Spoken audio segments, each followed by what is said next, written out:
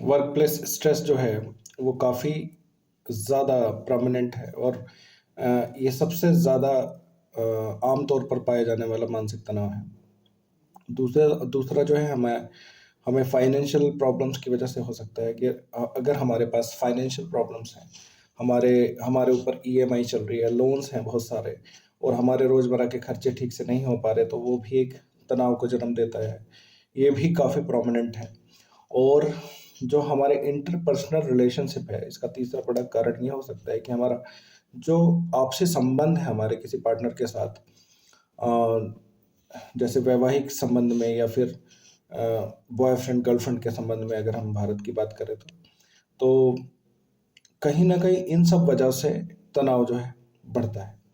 और इस मानसिक तनाव को हम बहुत तरीके से और भी देख सकते हैं। जैसे अगर हम देखें कि हमारा पीर प्रेशर जो है, हमारा पीर ग्रुप जो है, उसका हमारे ऊपर प्रेशर है कि भई सब फलाने ने गाड़ी ले ली, फलाने ने जो है बहुत अच्छी तरक्की कर ली इकोनॉमिक, या फिर उसने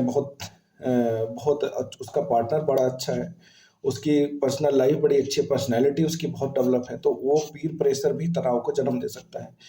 तो मानसिक तनाव को अ, हम कहीं से भी एक्वायर कर सकते हैं।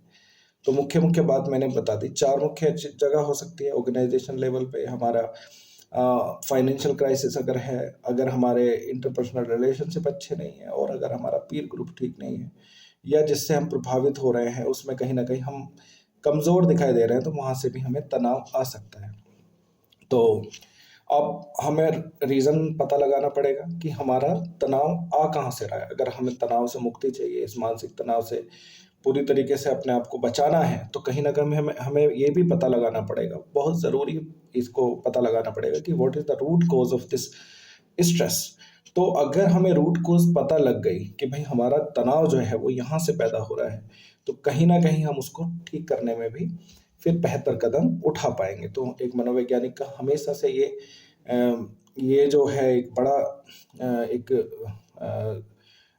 डिस्कवरी वाला फ़ेज़ होता है कि वो किसी भी क्लाइंट का सबसे पहले अगर वो मानसिक तनाव से ग्रस्त है, तो रूट कॉज़ जानने की प्रक्रिया भी बहुत इम्पोर्टेंट होती है। और यही एक बेसिक जो है वो सिखाया जाता है कि भई हम सबसे पहले रूट कॉज़ जानें। क्या तनाव कहाँ से उत्पन्न हो रहा है? What is the epicentre of this stress? तो रूट कॉज़ जब पता लगेगा, तो हमें पता लगेगा कि हमारा तनाव भई यहाँ से आ रहा है। तो जब हमें पता लगेगा कि भई हमारा ऑर्गेनाइज़ेशन लेवल पे है, या इंटरपर्सनल रिलेशनशिप की वजह से है, या मैं फिज़िकल या फाइनेंशियल क्राइसिस की वजह से है, या फिर हमारे दोस्तों की वजह से है, तो उसके ऊपर हम फिर स्टेप लेंगे कि भई हमारा तनाव किस तरीके से गायब होगा या ख़त्म होगा। किस तरीके से उस तनाव को हम ओवरकम करेंगे। तो तनाव जो है बहुत सारी कंडीशंस में बहुत ज़रूरी है। जैसे परफॉर्मेंस, जैसे एग्ज़ाम में परफॉर्मेंस अगर हमें देनी है, तो उससे 1 दिन पहले अगर हमें तनाव नहीं होगा तो हम तैयारियाँ नहीं कर पाएँगे।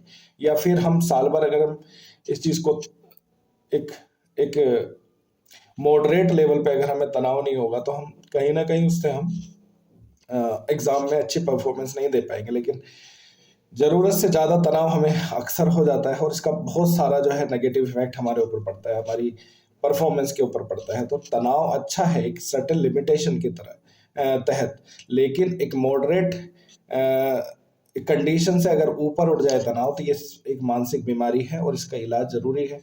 और अगर आप इसको स्वयं से देख सकते हैं तो बहुत वेल एंड गुड।